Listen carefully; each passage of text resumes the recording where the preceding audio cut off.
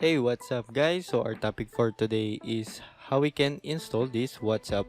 So, before you must download this, of course, whatsapp.com/download.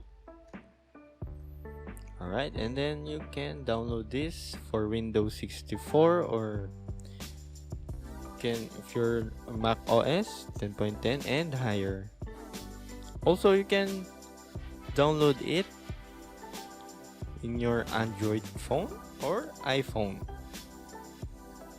So here I'll just install inside the desktop.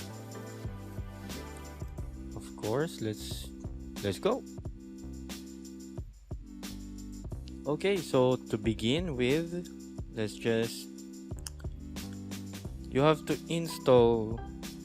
your install WhatsApp on your phone, and then okay, so go to your WhatsApp on your phone, and then go to settings and click this WhatsApp web/desktop. Click OK, and then you just scan it here, and there you go. That's it. So you can always this now your profile here.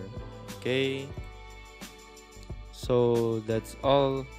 Thank you for watching, and don't forget to subscribe.